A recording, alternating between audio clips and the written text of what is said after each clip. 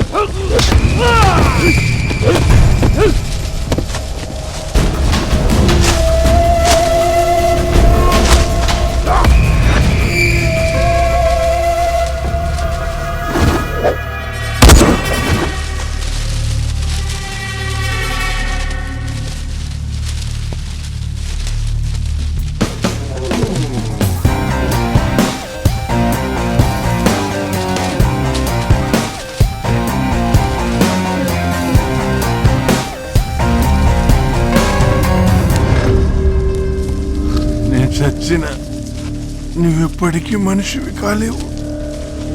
దేవుడు వేరా. నువ్వెప్పటికీ దేవుడు వేరా.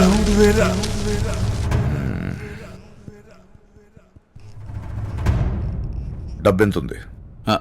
2000 కోట్లు సార్.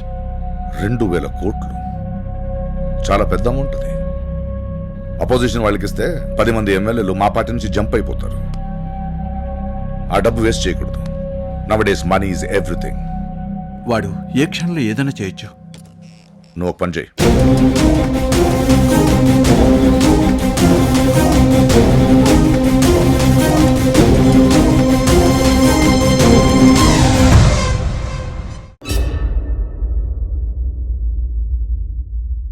అసలు నువ్వేం చేస్తున్నావు నీకు అర్థమవుతుందా? నాకు అన్నీ తెలిసే చేస్తున్నా. ఇలా చేస్తే ఏం జరుగుతుందో తెలుసా? నువ్వు ఇలా చేస్తే పర్మనెంట్ దేవుడిగా ఉండిపోలే.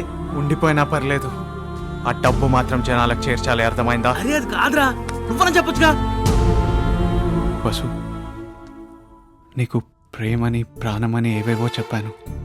అవన్నీ నిజమే, కానీ అంతకంటే ముఖ్యమైన పని నాకు చైతన్య గారు ఇచ్చి వెళ్ళిపోయారు. నమ్మింది చేయడానికి ప్రాణాలే పోగొట్టుకున్నారు. దీని ముందు మన ప్రేమ చాలా చిన్నదనిపిస్తుంది. వస్తా, మీరు కరెక్టే అంకుల్. నేను ఎప్పటికీ మీ అల్లుడు కాలేను.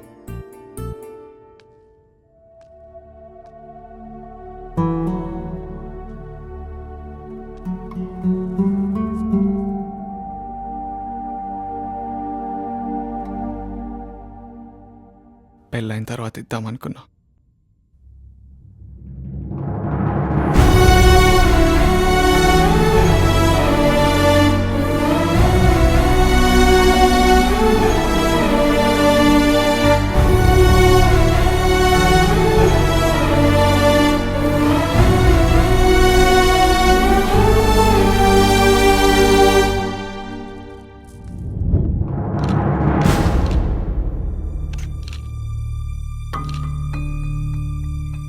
అందరికీ నమస్కారం. నేను మీలానే పుట్టాను. నా జీవితం బాగుంటే చాలు అని స్వార్థంతో బ్రతికాను.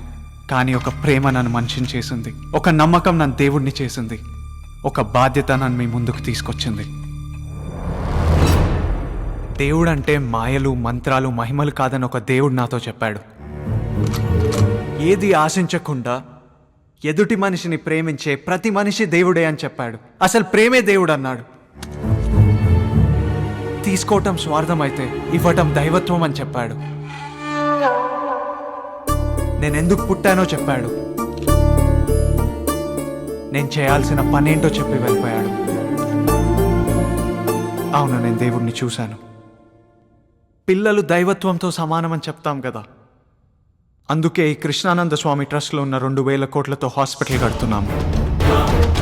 ప్రతి సంవత్సరం అనారోగ్యం వల్ల 1000 మంది పిల్లలు చనిపోతున్నారు. వీళ్ళందరికీ ఉచితంగా వైద్యం అందిస్తాం. ఇక ముందు ఏ బిడ్డ వైద్యం అందక చనిపోకూడదు.